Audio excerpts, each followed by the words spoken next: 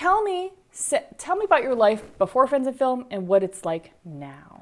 Okay, so I was working regular jobs always. Well, so way back I did performing arts and then I've never done anything with it. I've done that at college and then just worked normal jobs, sort of like sales jobs and predominantly. Yeah. And then it came to a point in my life where I thought, hey, I actually really would like to get back into this industry. And around about that time, I saw one of your ads pop up on Facebook, and I listened to like the free call or whatever it was, and I really liked your methodology and the way you talk about the mind and positivity, and really, actually, that helps with any industry and anything that you want to do in life. So it was I was at a point in my life where I was on a self mastery course as well, like just personally in my personal life. And so everything that you were saying was ringing true. And there was a bonus, and that was you're in the film industry and you're giving tips and tricks on how to get back in. So everything just said yes, you need to join this program and whatnot. So I did. I joined the program, and for a while, actually, I didn't do anything with the knowledge. So I was doing the program, got sort of falling off and not, I wasn't being consistent with it. Once I did get back into it, so I started it off again. I got my a new fresh notepad and started going, like making my notes and going through it meticulously, and not just breezing over videos, and actually reading every word and really taking it in and digesting it. Um, yeah, and it seemed to pay off, because soon after that, I wasn't able to be on the program how much I wanted to, because I was working in the film industry. Yeah. And then, yeah, so sooner or later, I had to try and take off time from my usual job at the time. So I was taking a lot of holiday pay, and then I had to take a lot of sick Yeah, yeah. days. Transitioning. Yeah, then it's okay. Yeah, this is great. This is great. Okay, so he's jumped back in the program, which is when things started moving, because now he's like start every single video. I suspect you're watching it, taking notes with a new notepad, pausing the video, making sure you got it, starting it back up again, taking notes. I mean, it's a lot of material, guys, but it is, but that's good. I just started a program with Tom Bilyeu, and it's like, oh my God, it's so much content. And I'm stopping and starting and taking notes like all the time. I'm like, this is going to take me forever.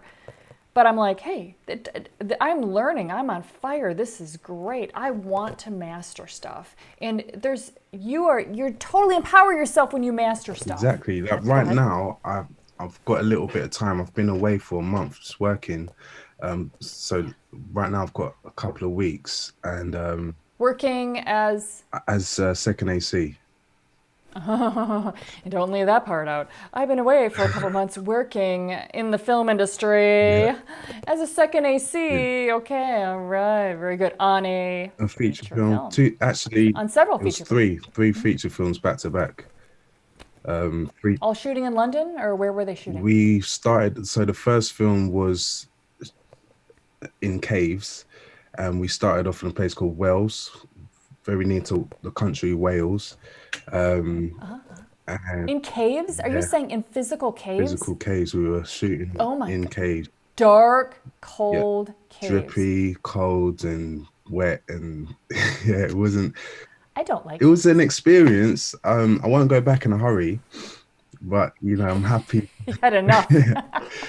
And I was actually playing a part in the film. So the film was called The Creature from Below, and I was the creature, um, to be masked up from head to toe, full costume.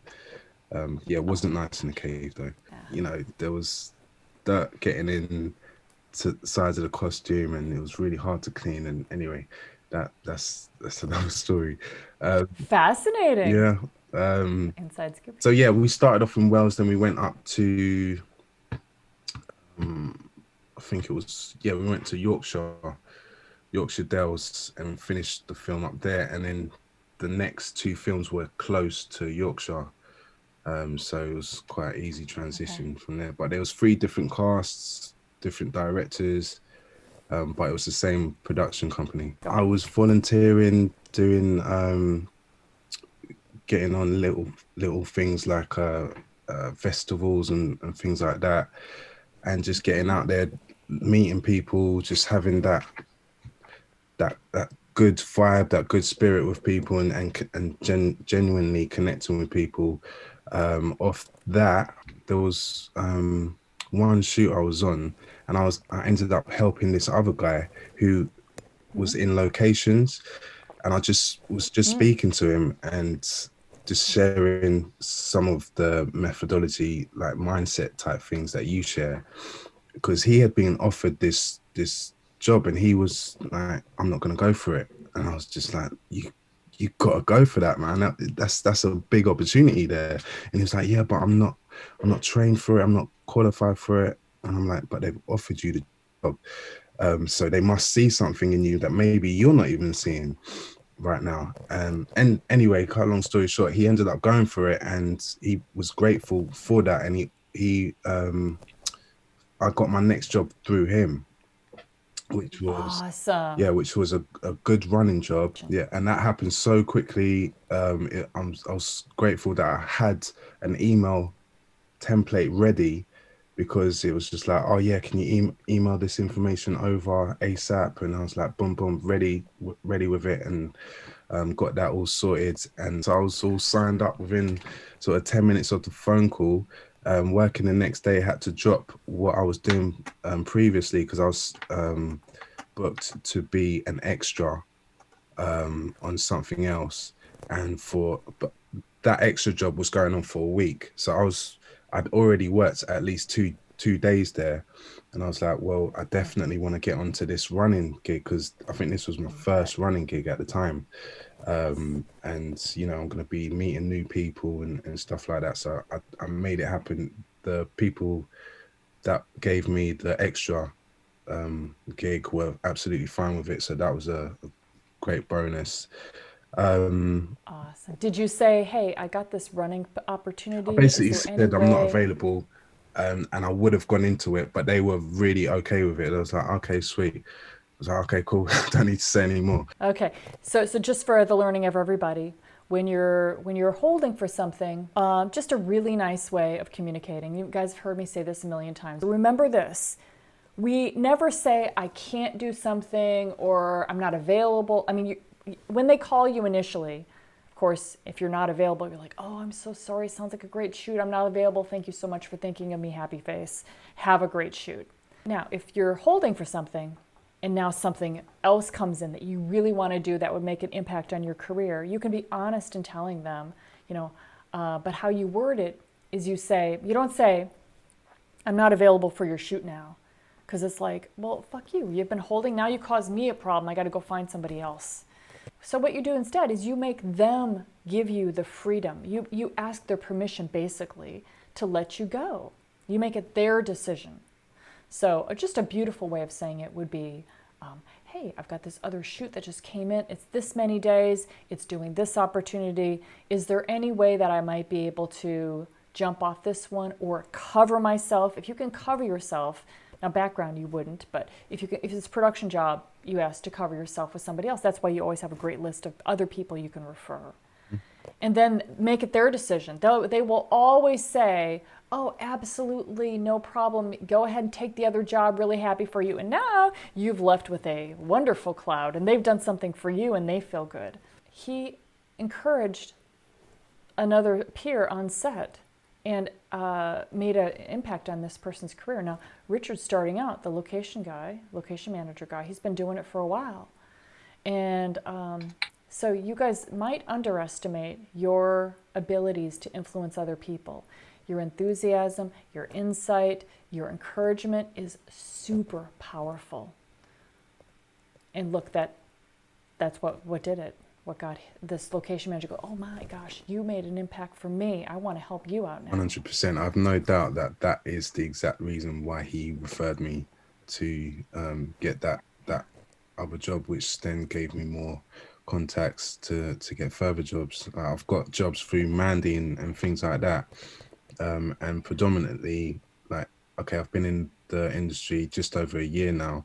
My jobs have predominantly been running jobs and sometimes getting acting gigs through through those running jobs, just because I'm on set and I've been talking to the director. I've been talking to people know that I also act. um yeah, so that's happened a couple times. It just so happened that this time, the main one of the main actors had dropped out last minute. So on a feature film Yeah, recently, you're working as a second AC, and one of the actors dropped out of it. yeah. So I think this Yeah. was literally last week. We had a 7 o'clock call time. 6 o'clock in the morning, this guy texts the director saying, "I can't make it." So, you know, it's, I guess he was panicking a little, but he knew that he had me on set. So the logical thing to do was to ask me first. And of course, I accepted it. It was like, what? But I accepted it.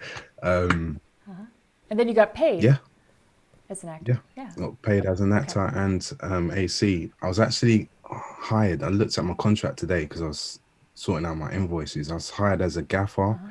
He asked me which one I'd like to do, gaff or AC. I did say AC, but I was doing both on set anyway.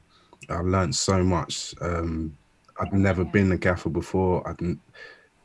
This was my third time being an AC, and you know, a month ago, I had never done that before either. How do you bring up conversations that you're an actor with the director, the producer, the AD? How do you let people know that you're also an actor? I guess it would flow. It has to flow in a conversation. It can't just be abruptly brought up, just sort of out of the blue. Um, I mean, you're on set. You're going to be talking about what's going on anyway. So I guess you just find a way of bringing it up. You've got your own agenda. They've got their agenda, and just be tactful about it. For people that haven't been on set, you're standing around talking to people all day long and setting up, and there's so much time to just talk and find out about people. So it easily comes I up. mean, your thing So, is just I've made so many friends, like genuine friends on set, and yeah. that's what I'm about, really. I just want to work with nice people, or be happy with the people that I'm working with, and you know, having good conversations is a way of developing that. So, it's you're at the end of the day, you're making your time on set a lot better anyway with these conversations, and you got to be there anyway, so you might as well. And while you're doing it, why not let them know what you do, what else you do? Yes. And you can ask people about themselves, and then they're going to ask about you. Yeah, when you want to learn, you um naturally are inquisitive anyway, so obviously you don't want to ask too many questions all the time. You have to pick your moments, and sort of when people have got a moment and they seem free, and you're close enough to ask certain questions, and go ahead and ask questions. People will be happy to help you out and let you know.